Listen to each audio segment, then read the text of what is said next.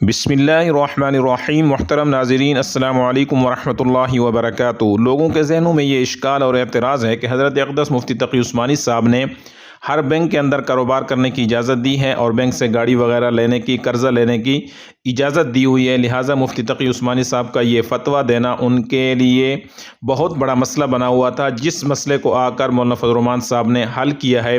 اس لیے مفتی تقی عثمانی صاحب کراچی سے چل کر اسلام آباد پہنچتے ہیں اور حضرت اقدس مولانا فضل الرحمان صاحب کو جا کے مبارکباد دیتے ہیں اور ان کا ماتھا چومتے ہیں۔ اب ذرا سنتے ہیں کہ کیا خیال ہے؟ آپ مچھلی کا دل دکھاتے ہو کہ نہیں دکھاتے جب اس کے کانٹا لگتا ہے؟ تو اگر کسی نے انسان کا امریکہ دل دکھا رہا ہے نا، عراق کا ہے، کیا خیال ہے؟ اور امریکہ کا عراق پر دعویٰ یہ تھا کہ عراق دل دکھا رہا ہے کس کا؟ صدام حسین دل دکھا رہا ہے ہمارا۔ تو وہ بھی دل دکھا رہا تھا، آپ نے بھی دل دکھایا، تو دل دکھانا تو سب کے لیے کیا ہو گیا؟ تو یہ جو قانون بنے ہیں نا، یہ چند قوموں کو، مخصوص قوموں کے مفاد کو سامنے رکھ کے بنائے جاتے ہیں، دوسری کسی قوم کو سامنے رکھ کے نہیں بنائے جاتے۔ آپ کہہ سکتے ہیں یونائٹڈ نیشن بنی ہے، وہ تو اس لیے بنی ہے کہ تمام اقوام کو سامنے رکھ کے قانون بنایا جائے، وہ بھی اس لیے بنی ہے کہ جنگ عظیم میں جب سب نے ایک دوسرے کو مل کے کوٹنا پیٹنا شروع کر دیا تو سب نے بولا کہ یار اگر یونائٹڈ نیشن نہ بنی، کوئی اقوام متحدہ نہ بنی تو ہم سب ایک دوسرے کو مارتے رہیں گے۔ تو سب نے اپنے مفاد کو سامنے رکھ کر کیا بنایا؟ اقوام متحدہ بنائی ہے۔ اس میں بھی ہر شخص کس کو دیکھ رہا تھا؟ اپنے پیٹ کو، اپنی قوم کو۔ تو آپ صحیح اور غلط کا قیامت تک فیصلہ کر ہی نہیں سکتے۔ آپ اللہ کی قسم ماں باپ کے حقوق کا فیصلہ نہیں کر سکتے کہ ماں باپ کا کتنا حق آپ کے اوپر ہے، کتنا نہیں ہے۔ میاں بیوی ایک دوسرے کے حقوق کا فیصلہ نہیں کر سکتے۔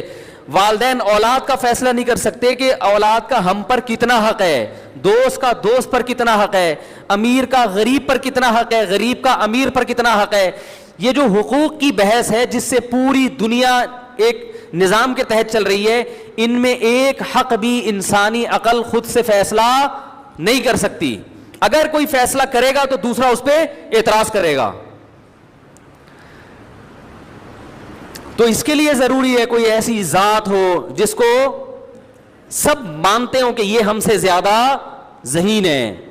وَمَنْ أَصْدَقُ مِنَ اللَّهِ قِيلًا، جو اس کائنات کو بنانے والا ہے اس سے زیادہ سچا کوئی نہیں ہو سکتا، اس سے زیادہ درست فیصلہ کرنے والا کوئی نہیں ہو سکتا۔ تو جو فری تھنکر ہے نا، وہ کہہ رہے کچھ سوچنا ہی نہیں ہے، تو سب سے زیادہ سوچتا وہی ہے۔ وہ سارا دن یہی سوچتا رہتا ہے کہ صحیح کیا ہے، غلط کیا ہے۔ یہ جو ہمارے ملک میں جرائم کی کمی ہے نا، بہت زیادہ جرائم نہیں ہے، اس کی وجہ ہماری گورنمنٹ نہیں ہے یا ہمارا قانون نہیں ہے، اس کی وجہ یہ ہے کہ ہم اللہ کو، بولو بھائی، مانتے۔ اگر ایسی لا قانونیت ان ملکوں میں ہو جائے جو اللہ کو نہیں مانتے تو پھر جرائم کا ریشو کئی گنا بڑھ جائے گا۔ مثال کے طور پر پاکستان کی گورنمنٹ اٹھا کر گفٹ میں دے دی جائے امریکہ کو کہ آج سے یہ اسمبلی کس کی ہے؟ آپ کی، اور آپ کی والی کس کی ہے؟ ہماری۔ تو آپ دیکھو پاکستان امریکہ سے 6 گنا آگے چلا جائے گا، جو ابھی موجودہ امریکہ ہے۔ ان کو جرائم پہ کنٹرول کرنے کے لیے اتنی سختی نہیں کرنی پڑے گی، اور امریکہ کی واٹ اتنی جتنی ہمارے ملک کی ہے نا، اس سے 10 گنا۔ بولو نا کیا ہو رہا ہے یار، اتنی خوبصورت باتیں کر رہا ہوں میں۔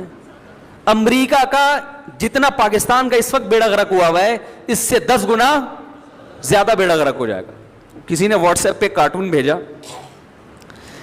کہ وہ نہیں ہوتے جو کھمبے پہ چپکے ہوئے، نہیں، وہ آپ کو ڈھانچے بنے ہوئے ہوتے ہیں 8-10 ڈھانچے ٹائپ کے لوگ ہیں جو چائے پی رہے ہیں، نیچے لکھا ہوا ہے ٹیکس اپلائی ہونے کے بعد پاکستانی قوم کا فیوچر میں ہونے والا حال۔ سمجھ رہے ہیں؟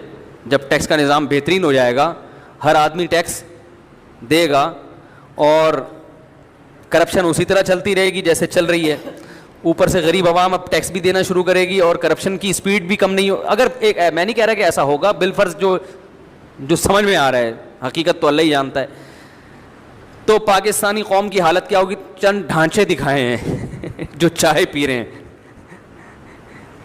کیا کر رہے ہیں؟ چائے پی رہے ہیں۔ مطلب یہ کہ ہمارے جسم سے گوشت ختم ہو جائے گا. تو یو کے کی گورنمنٹ آپ تھوڑی دیر کے لیے یہاں لے آئیں اور ہماری گورنمنٹ ان کو گفٹ میں دے دیں آپ زبردستی, بولا یار یہ پوری لے لو. کتنی خوش قسمتی کا دن ہوگا نا یار. آپ تصور کرو ہمارا ریلوے کا محکمہ ہم امریکہ کو دے دیں ہیں. مجھے تو یعنی حالانکہ جھوٹ موٹ ہو رہا ہے لیکن بولنے میں اتنا عجیب سا محسوس ہو رہا ہے, خوشی سی خون بڑھ رہا ہے کہ ہمارا ریلوے کا محکمہ ہم نے کس کو پکڑا دیا. محکمہ ریلوے نہیں, ریلیں نہیں پکڑائی ہیں, محکمہ ہم نے کس کو دے دیا. ان کا جو ریلوے کا جو تھا نا وہ ہم نے لے لیا. یہی پرانی ریلوں کے, ہماری ٹرینیں یہی سڑی ہوئی ٹرینیں. ہمارا مقصد ٹرینیں نہیں ہے بھائی, ہمارا جو مسئلہ ہے وہ پی آئی اے کے جہاز نہیں ہے یا ٹرینیں نہیں ہے. ہمارا مسئلہ کیا ہے, وہ عملہ ہے. اس عملے کے ہوتے ہوئے جاپان ہمیں اپنی ٹرینیں بھی فری میں دے دے گا, وہ بھی گدا گاڑی بن جائیں گی تھوڑے دنوں میں. کیا خیال ہے, اس کے پہیے نکال کے سارے ملازمین وہ اسکریپ میں پہیے بکیں گے اور ٹرین کے ٹائر میں باقاعدہ پنچر لگیں گے. میں ایک دفعہ ایک طالب علم سے کہہ رہا تھا کہ اس کو بات سمجھانا ایسے ہے جیسے اونٹ کو رکشے میں بٹھانا. کہہ رہے نہیں استاد جی اس کو بات سمجھانا ایسے بھی مشکل ہے. میں نے کہا اس سے مشکل. کہہ رہے اس کو بات سمجھانا ایسے جیسے ٹرین کے ٹائر میں پنچر لگانا. میں نے کہا یار تم تو بڑے فنٹر نکلے کیونکہ اونٹ کو بھی لوگوں نے رکشے میں بٹھا دیا ہے. تو آپ تھوڑے دن کے لیے یہ والی گورنمنٹ ان کو دے دیں. یہ جتنے ہمارے ہیں, میں نام نہیں لوں گا, تمام تفصیل کے ساتھ پکڑا دیں آپ ان کو. بولو یہ والے تم رکھ لو, وہ اپنے والے چاہے وہ جیسے بھی ہوں, وہ دنیا کے لیے تو چور ہیں لیکن اپنے ملکوں کے لیے تو چور نہیں ہے نا. وہ دنیا کے لیے جو کچھ کریں لیکن اپنے ملک کے لیے تو بہرحال وہ اچھا ہی سوچتے ہیں. دوسروں کے ساتھ غلط کر بھی اپنے فائدے اپنے ملک کے لیے کر رہے ہیں کہ دوسروں کے ساتھ غلط کرو تاکہ اپنا ملک کیا ہو. تو وہ اپنے ملک کے ساتھ بہرحال وفادار ہوتے ہیں. تو یہ والی گورنمنٹ اٹھا کے آپ ان کو دے دیں, وہ والی اٹھا کے یہاں لے آئیں. تو میں حلفیہ کہہ سکتا ہوں کہ چند سالوں میں ہم ان سے 10 گنا اچھے ہو جائیں گے جتنے وہ آ جائیں, اور وہ ہم سے 10 گنا خراب ہو جائیں گے. تو ہمارے اندر اگر میرے بھائی کوئی اچھائی ہے, کوئی خوبی ہے, تو اس لیے ہے کہ ہم کس کو مانتے ہیں, اللہ کو. ہمارے ہاں حکومت غربت ختم کرنے کی کوشش نہیں کرتی, لوگ بہرحال کوشش کرتے ہیں, زکاتیں نکالتے ہیں, فطرے نکالتے ہیں, صدقات و خیرات کرتے رہتے ہیں.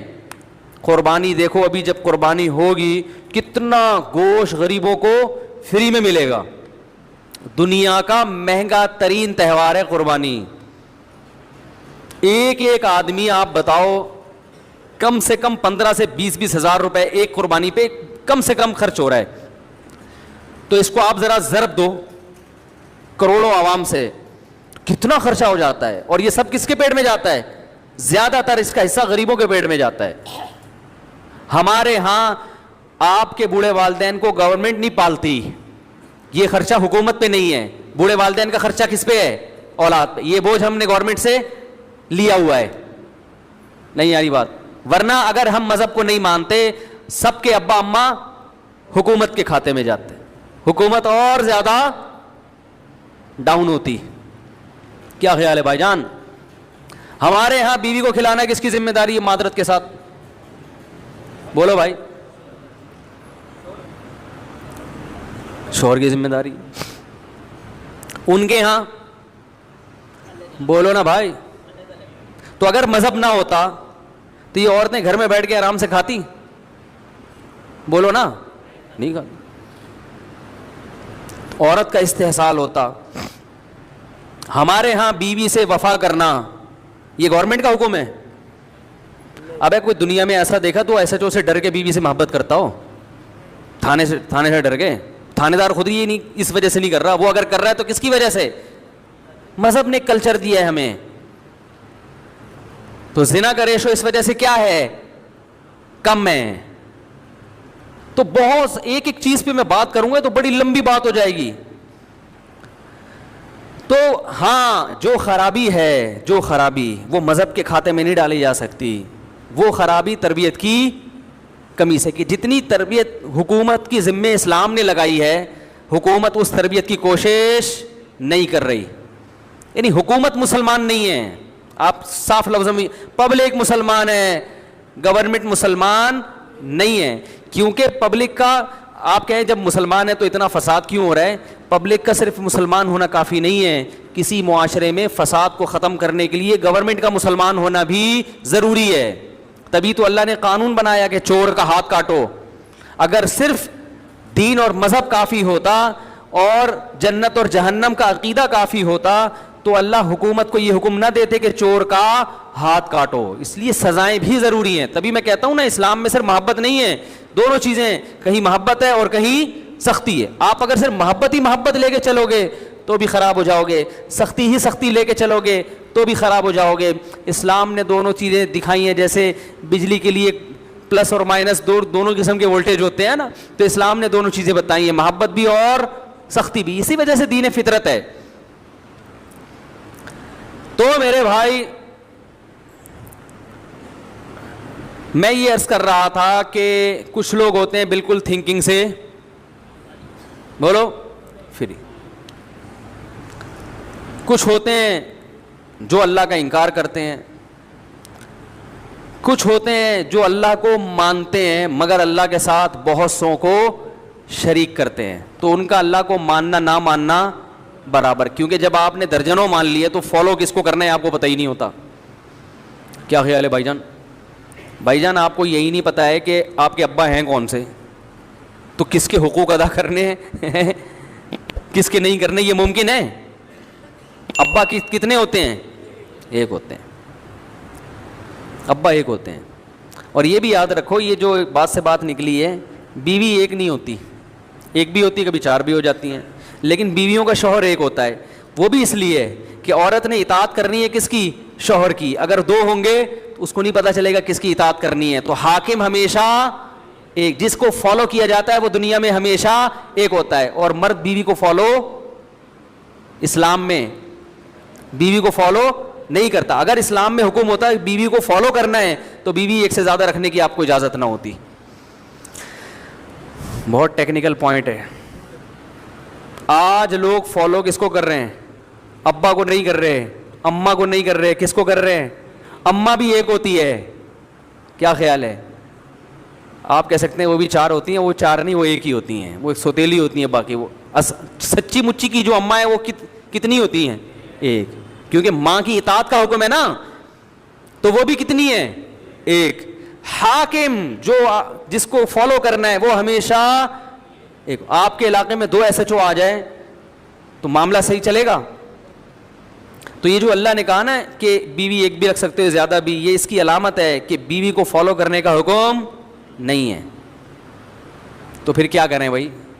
محبت کرنے کا حکم ہے. محبت الگ چیز ہے, فالو کرنا الگ چیز ہے, اور اس کے حقوق کا خیال کرنا الگ چیز ہے. حقوق کا خیال کرنے کا حکم ہے, محبت کا حکم ہے, اس کی فرمائشیں ضرور پوری کریں, لیکن اس کی اطاعت کے اہم معاملات میں بیگم کا فیصلہ آخری فیصلہ ہوگا, اس کا شریعت نے معذرت کے ساتھ ہمیں حکم نہیں دیا, بلکہ اہم معاملات میں آپ کا فیصلہ حرف آخر ہوگا. آج گھروں میں